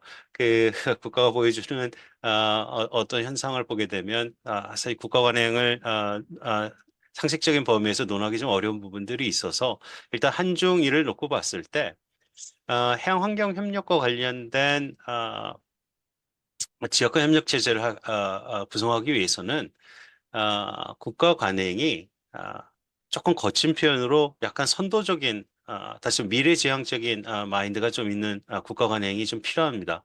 많은 부분에 있어서 유럽이나 이런 지역간 협력체가 잘 되는 이유는 사실 저희들이 뭐라 그럴까요? 이게 좀 뭐 공개된 자리이기 때문에 이제 뭐 조심스럽습니다만 저는 중국이나 일본을 국제법에 있어서 국제 규범을 형성하는 선진국이다, 리더라 생각하지 않습니다. 리더는 팔로우가 있어서 저희들이 리더라고 하는데 중국은 중국식 해양법을 창출을 했습니다. 중국식 해양법은 일반적인 국제법이 아니라 중국에만 적용되는 중국이 해석하고 적용하는 해양법이죠. 사실 많은 부분에 있어서 워낙 큰 국가이기 때문에 많은 투자를 통해 가지고 최근에 있어서의 중국의 해양법 분야의 전문가들은 정말 좀 놀라울 정도로 논문을 양상하고 있습니다. 아마 거의 많은 흔히 얘기하는 SSCI라든지 많은 저널들에 있어서 중국 학자들의 논문들을 볼 수 있는데 매우 국가적인, 그러니까 다시 말해서 매우 중국식의 해석을 하고 있죠. 그에 반해서 일본 같은 경우에는 아주 최저주의의 국제법 준수를 하고 있는 관행을 보고 있습니다. 사실 저희가 한일 관계 얘기합니다마는 일본은 큰 나라입니다. 일본은 아주 큰 나라이고 아마 자유민주주의 국가라고 칭하는 국가 중에서는 독일과 더불어서 미국 다음에 2위 국가에 해당하는 큰 국가인데 일본의 국제법의 관행은 과거 제국주의 국가에서부터 유래돼서 최저 수준의 가장 최저 수준의 리걸리즘, 이걸 어떻게 표현하죠? 가장 최저 수준의 법적인 의무를 다하는 곳으로 창출을 하죠. 전 무슨 얘기냐면 저는 일본 또한 이번 후쿠시마 사태라든지 몇 가지 이제 사례를 보게 되면 국제 규범을 형성할 수 있는 그런 국가라고 보기에는 좀 어렵지 않나 싶습니다. 좀 설명이 길어졌습니다만은 다시 말해서 일본이 만약 후쿠시마를 방류할 당시에 저는 실제법적인 입장에 있어서 일본의 주장이 많이 틀리다 생각하지는 않습니다. 현행 국제법 체제에 있어서 일본의 방류 자체를 비난하기는 어려운데 다만 절차적인 측면에 있어서 해양환경 평가라든지 주변 국가들 간의 협의라든지 정보 교류라든지 하는 면에 있어서 절차적인 차원에 있어서 해양법 문제는 해양 환경적인 측면은 문제될 수 있는 여지는 충분히 있다라는 입장을 갖고 있거든요. 그렇다면은 일본 같은 큰 나라는 사실 원자력과 관련된 사고 문제는 전 세계 어느 국가에서도 일어날 수 있는 문제라고 생각합니다. 일본의 이번 후쿠시마 그 발전소 문제, 후쿠시마 동일본 대지진 문제는 많은 뭐 저희 다 주지하다시피 그 체르노빌, 그 다음에 TMI라 해서 스리마이 아일랜드 사건이죠. 미국의 펜실베니아, 그 다음에 세 번째 있었던 큰 사건 레벨 7에 해당하는 가장 큰 원자력 사고인데 저는 원자력을 갖고 있는 모든 국가에서는 이런 일이 일어날 수 있다고 생각을 합니다. 그러면 사실 큰 나라, 국제법 규범을 선도할 수 있는 큰 나라는 이런 방식으로 접근하면은 안 된다는 개인적인 생각을 갖고 있습니다. 저희가 국제법에서 선도국가라고 얘기하는 북유럽 내지는 뭐 네덜란드 이런 국가들을 보면 큰 나라는 좀 아니잖아요. 그러니까 그런 면에 있어서는 아쉽기 때문에 그렇다면 이제 한국은 어떠냐면 한국은 아,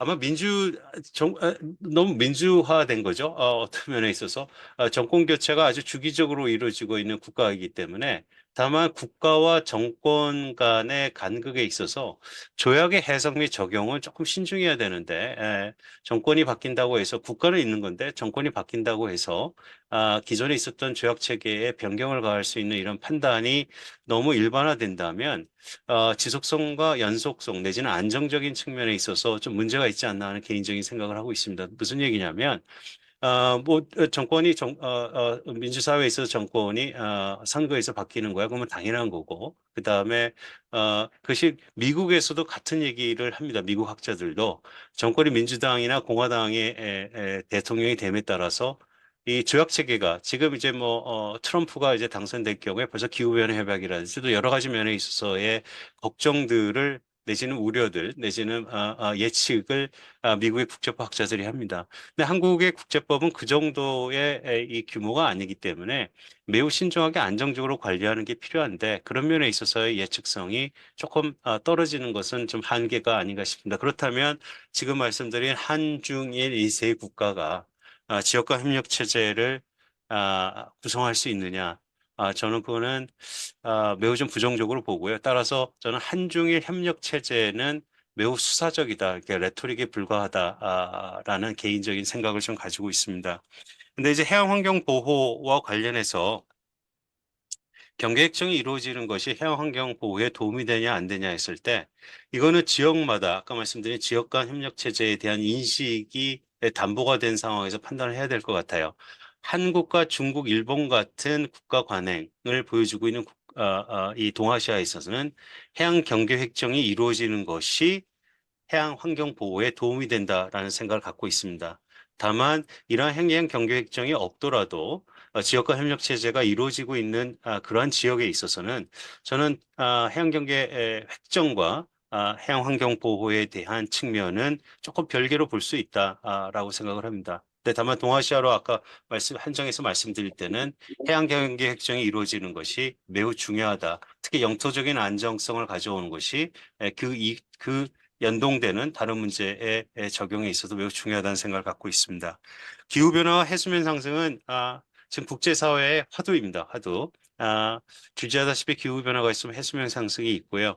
해수면 상승과 관련해서 가장 관심을 갖고 이제 국가적인 현안으로 있는 국가가 대만입니다. 대만. 대만은 지금 해외 외교 관계를 구성하고 있는 국가가 13개 국가로 줄었습니다. 이제 중국의 아주 적극적인 외교 전략에 따라서 많은 국가들을 놓치고 있는데 대부분의 국가들이 한 5개 국가가 남태평양에 있는 작은 소도 국가입니다. 니우에 니우에는 인구가 1,600명입니다. 그러니까 한 단과대학 정도밖에 사이즈가 되지 않는데 이제 국가인 거죠. 그러니까 무슨 말씀을 드리시냐면 그렇기 때문에 이제 기후 변화와 해수면 상승은 어떤 국가의 대외 관계에서도 결정적인 영향을 미치는데 그 이유는 해수면 상승이 있게 되면 우리가 이제 강학상으로 국가의 3대 요소, 지금 4대 요소라고 하는 것이 영토, 주권, 그다음에 국민, 대외 관계를 체결할 수 있는 1936년에 36년인가요? 그 몬테비데오 협약에 나온 조건을 얘기하는데 그러한 조건을 떠나서라도 영토가 없는데 주권을 행사할 수 있냐, 이것을 국가라고 할 수 있느냐는 문제는 이 연동돼서 세 가지 문제를 저희에게 주는 것 같아요. 하나는 그럼 기존에 체결했던 해양 경계 획정은 어떻게 되느냐? 랜드 다미트 C라고 했습니다. 그렇죠? 영토가 바다를 지배한다. 영토가 없는데 해양 경계 획정을 어떻게 가느냐 문제는 아주 첨예한 저희 국제사회 문제가 돼 있고 아까 그 질문하신 김남우 선생님께서 질문하신 바대로 처음에 세계 국제법 협회 인터내셔널 어소시에이션에서 커미티가 있습니다. 지금도 아마 올해까지 커미티가 이제 운영이 되고 저도 거기서 활동을 하고 있는데 이 커미티에서 나온 결론은 기존에 체결했던 협정 자체는 유효성을 인정한다는 쪽으로 가는 거죠. 근데 이제 또 다른 문제는 이제 인구가 이제 영토가 없어지면 인구 문제가 나오는데 그럼 그 인구의 인권 문제는 어떻게 돼야 되느냐 해서 다양한 얘기들이 나옵니다. 그래서 지금 실질적으로 인도네시아나 호주의 일정 지역에는 이주하는 얘기도 나오고 있고요. 그다음에 이제 난민 문제들도 나오고 있습니다. 그다음에 지금 아직도 논란의 여지가 있는 것은 사실 국가성 아까 말씀드린 스테이트후드 문제입니다. 해수면 상승이 있어서 영토가 없어지게 되면 이게 국가로 봐야 되냐, 국가로 보지 않아야 되냐. 사실 ILA는 학자들 간의 모임이고요. 그 다음에 ILC는 국제기구, 유엔의 한 기구이기 때문에 무게가 다른데 ILA에 활동했던 많은 분들이 지금 ILC의 위원으로 활동하면서 그 주제를 가져갔거든요. 그래서 아마 국가성, 그러니까 국가의 법적 지위 문제, 해양 경계 획정 문제, 그 다음에 인구, 이주, 난민 문제 이 세 가지 주제는 지속적으로 좀 논란의 여지가 있는 그런 문제가 아닐까 이렇게 생각을 합니다. 일단 이 정도로 말씀드렸습니다. 네, 감사합니다. 또 다른 분들 질문 있으시면은 질문해 주시기 바랍니다. 최복경 네. 소장님 질문 있으시죠? 예. 네, 한 가지만 질문 드리겠습니다. 그 독도의 경우에 이제 우리나라는 카디즈라고 하는 한국 방공 식별 구역이 있는데요. 독도를 포함해서 우리가 걷고요. 일본 자디즈는 여전히 우리랑 똑같이 독도 우측으로 거서 독도가 명실공히 한국 방공 식별 구역 안에 들어와 있고 일본은 포함하지 않습니다. 독도를. 근데 이제 이호도 같은 경우는 일본은 포함하고요, 자기는. 우리는 우리대로 또 이호도를 포함하고, 중국은 중국대로 또 이호도를 포함해요. 그래서 저희가 독도가 한국 방공 식별구역으로 명확히 일본으로부터 인정을 받고 있기 때문에 우리가 이제 해상 이런 경계 획정할 때도 이런 카디즈라든지 이런 방공 식별 구역과 연계해서 해상법도 한번 검토하는 게 어떨까 이렇게 건의드립니다. 예, 감사합니다.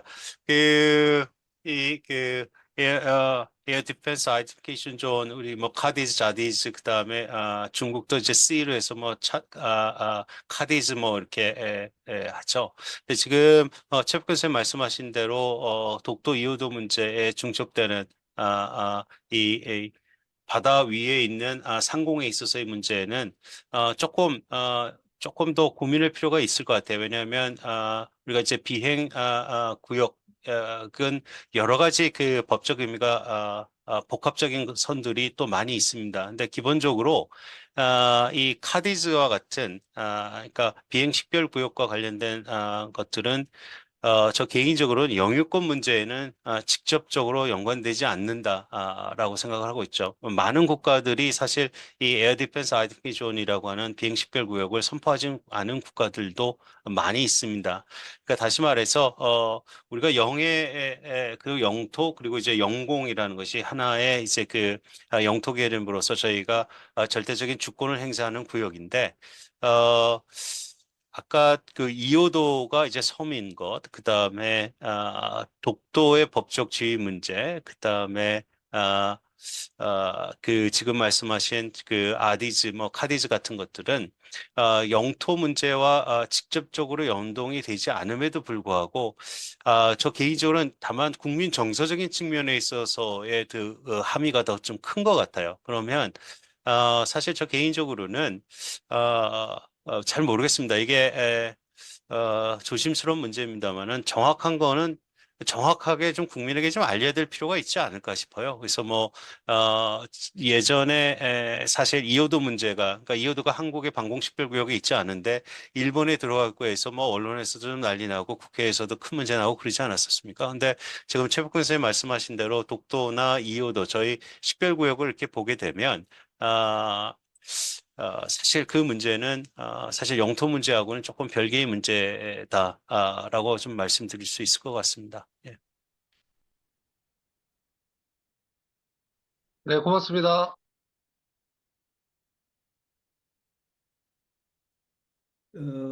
교수님, 제가 질문 하나 해도 되겠습니까? 예, 예, 진작, 예, 선배님. 네, 예. 예. 먼저 이서구 교수님의 그 훌륭한 강의를 잘 들었습니다. 제가 궁금한 거는 대한해협에서 12해리 영해 대신에 3해리로 적용한다고 하셨는데 일본도 마찬가지로 같은 방식으로 적용을 하나요? 달리 적용하나요? 예, 같이 적용하고 있습니다. 예, 등가성을 갖고 같이 적용하고 있고요. 그렇기 때문에 가운데 이제 공회대가 설치가 돼 있어가지고, 그 각국에게 안보적인 상황이 있는 거죠. 워낙 협소한 지역에 아까 말씀드린 잠수함과 관련된 통제 문제가 가장 큰, 그러니까 안보적인 문제가 가장 큰 요인으로 이해하고 있습니다. 네, 감사합니다.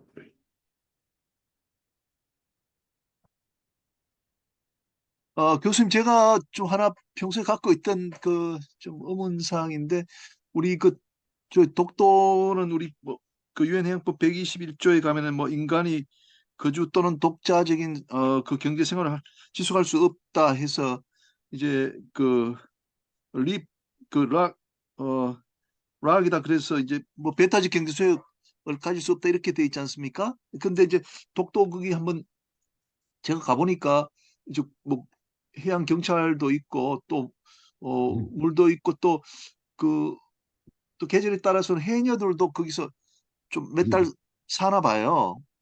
그러면 이제 그 오키노 뭐 도리시마 뭐 이런 데하고는 비교할 수 없을 정도로 그래도 그 이 인간의 뭐 거주가 가능한 그런 쪽에 가깝거든요. 그러면은 이게 여기는 이 유엔 해양법 보면은 이제 올월 나싱이지 않습니까? 그 관계없이 그 인간이 그 거주할 수 있는 정도에 관계없이 100% 하여간 배타적 경제를 가질 수 없다 이렇게 돼 있는데 그 이제 새롭게 우리가 유엔 해양법을 좀 개정한다든지 할 때는 그런 좀 정도에 따라서 뭐 배타적 경제 수역을 얼마 가질 수 있다든지 이렇게 뭐 하는 그런 논의 같은 건 혹시 없는지 싶어서 좀 여쭤봅니다.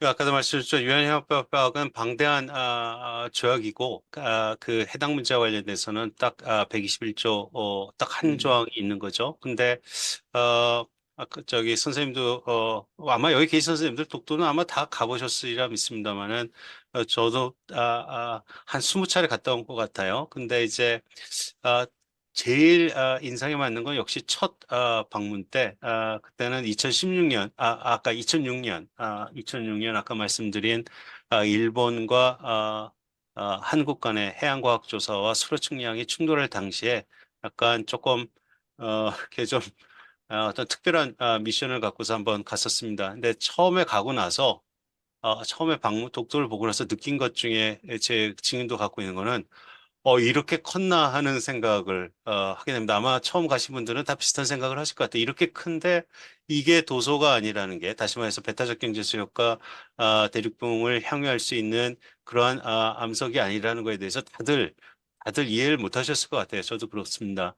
근데 이제 그 유엔 해양법 협약의 해석과 적용을 아까도 말씀드렸다시피 제일 중요한 거는 이것이 조약이 어떻게 실질적으로 적용되고 해석되는지는 이제 판결들을 봐야 되는데 아까 말씀드린 남중국해 2016년의 판결을 보게 되면 그중에 그 남중국해에서 가장 큰 섬인 타이핑 아일랜드가 있어요. 타이핑, 이게 태평도라고 하는데 그 남중국해에서는 대만이 항해하고 있는 섬이 딱 하나입니다. 그 태평도인데 가장 큰 섬입니다. 독도의 4배 정도가 되고 활주로도 있고 적극적으로 당시 문제가 됐을 때 그곳에서 이제 학술대회도 하고 그랬었습니다. 그런데 그 태평도조차도 2016년에 남중국해 재판에서는 배타적 경제수역이나 대륙붕을 향유할 수 없다로 이제 결론이 났죠. 근데 다만 이제 어떤 판결에 있어서가 그럼 다른 곳에 직접적으로 어떤 선례가 되느냐 하는 거는 또 다른 문제겠습니다만은 또 다른 문제로 저희가 우크라이나하고 루마니아 간의 그 뱀섬, 그 서폰트 아일랜드라는 판결을 보게 되면 그 중에서 그 도서, 다시 말해서 배타적 경제 수역과 대륙붕을 항해할 수 있는 그런 작은 섬, 암석의 조건 가운데에는 아까도 말씀드렸지만 사람이 거주할 수 있고 경제적인 활동을 할 수 있다는 전제는 어떤 특별한 목적에 의해서 이러한 사람들을 의미하지는 않습니다. 다시 말해서 안보적인 차원에서 가 있는 경찰이나 군인, 그 다음에 상시에 가 있는 것이 아니라 어떤 시즈널, 다시 말해서 이렇게 그 계절별로 가 있는 분들을 저희들이 거주하는 내지는 경제활동을 영위하는 것으로 판단하지는 않습니다. 그래서 그러한 판결이라든지 저희 그 유엔 해양법 협약을 보면 개인적으로는 조금 부정적인데 다만 이러한 개인적으로 부정적인 어떤 판단이라는 것은 정책의 방향성에 있어서 참조가 돼야지 그렇다고 해서 대한민국 정부가 먼저 이 그 독도는 배타적 경제 수역이나 대륙붕을 향유할 수 없는 암석이라고 할 필요는 없다라는 개인적인 생각을 갖고 있습니다. 무슨 얘기냐면 협상이라는 거는 양자가 있고 양자 관계인데 그럼 대상이 있는 건데 우리가 먼저 주장할 수 있는 거에 대한 판단을 우리가 하더라도 우리가 영위할 수 있는 가장 최대한 적극적으로 저희 권리를 행사할 수 있는 거에 대한 근거 스스로를 우리가 차단할 필요는 없다라고 생각을 합니다. 가장 대표적으로 일본 같은 경우도 오키노도리시마 같은 경우에 배타적 경제 수역이나 대륙붕을 향유하는 걸 보면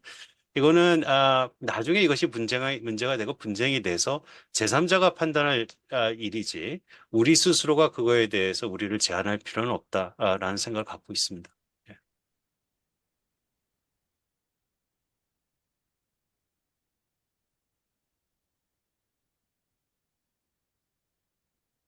이상하게 권정호 대표입니다.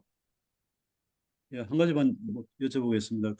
우리 그 바다 위는 그런 경계가 있는데 그 바다 밑에 같은 경우에는 어떤 경계가 있는지 제가 궁금한 게 그 걸프시에 보면은 카타르하고 이란이 이렇게 경계 마주보고 있거든요. 그 페르시아만 하네요.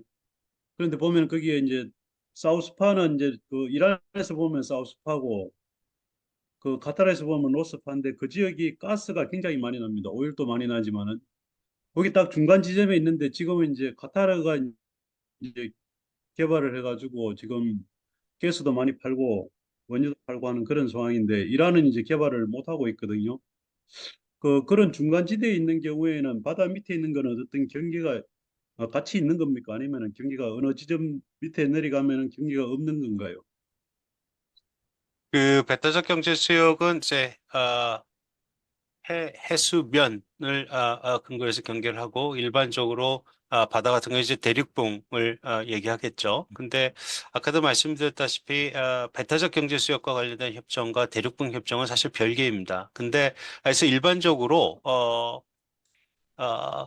굉장히 좀 진짜 이건 좀 어려운 문제, 재미난 문제인데 이게 사실 어려운 문제이죠. 그래서 배타적 경제 수역과 대륙붕의 경계 획정이 동일하지 않은 지역도 있습니다. 그럴 경우에는 배타적 경제 수역에 대한 관할권 행사와 대륙붕에 대한 관할권 행사가 동일하지 않은 것이죠. 그렇기 때문에 최근에 들어서는 사실 단일 경계선을 선호하는 입장입니다. 다시 말해서 그 분쟁 당사국 간에 내지는 협상 당사국 간에 해수면과 그러니까 배타적 경제 수역과 대륙붕에 대한 단일 경계선을 유지하는 것이 일반적인 통례다라고 말씀드릴 수 있을 것 같습니다.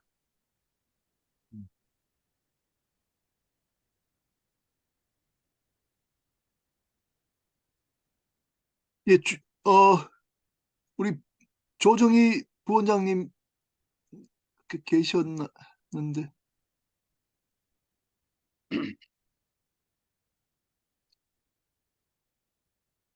예, 부원장님,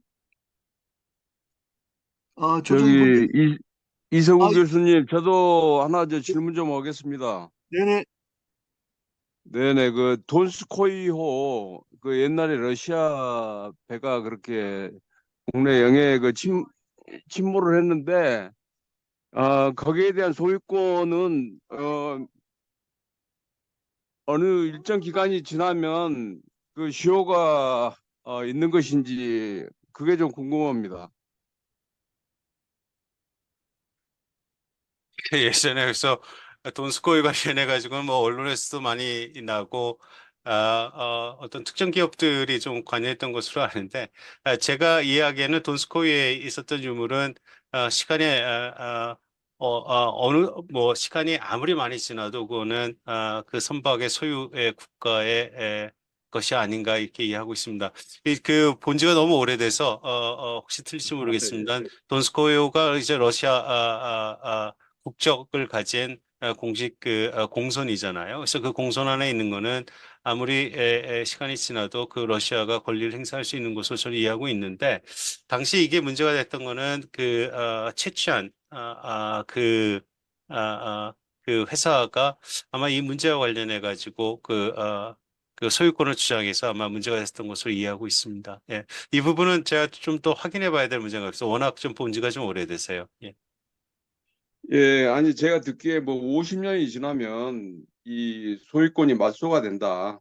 해당 국가의 소유권이 그런 얘기가 있어가지고 궁금해서 여쭤본 겁니다. 예, 감사합니다.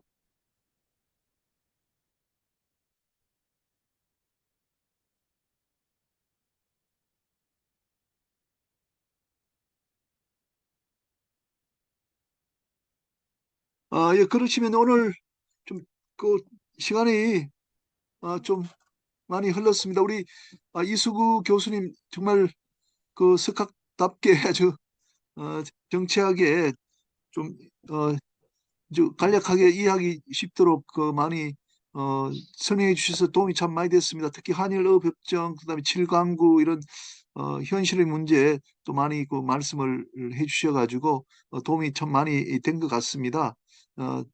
그러면 우리 이석우 교수님 그 훌륭한 강의에 대해서 좀 그 박수 한번 보내드리고 오늘 강의는 이걸로 마치도록 하겠습니다. 우리 교수님 대단히 감사합니다. 네, 선생님 고맙습니다. 감사합니다. 아까 처음에 고맙습니다. 말씀 통해서 말씀드렸습니다마는 지금까지 이렇게 이어올 수 있도록 참여해 주신 많은 선생님들 정말 인상적이고요. 저도 다음에도 계속 참여하도록 하겠습니다. 그리고 아까도 말씀드렸지만 저희 해양과학 바다와 관련해서 하시는 분들은 바다가 제일 중요하다고 얘기를 하는데 물론 이제 자기가 연구하는 분야가 다 중요하다고 생각을 합니다만 제가 볼 때 정말 중요한데 바다와 관련돼서 어떻게 보면 정부 정책이라든지 어떤 방향성 설정에 있어서 저희 그 해양하시는 분들의 존재감이 점점 더 커질 수 있도록 우리 김인현 선생님께서 더 큰 역할을 하시길 기대하지 않습니다. 하여튼 오늘 예, 좋은 자리 불러서 감사합니다. 예. 예, 감사합니다. 예.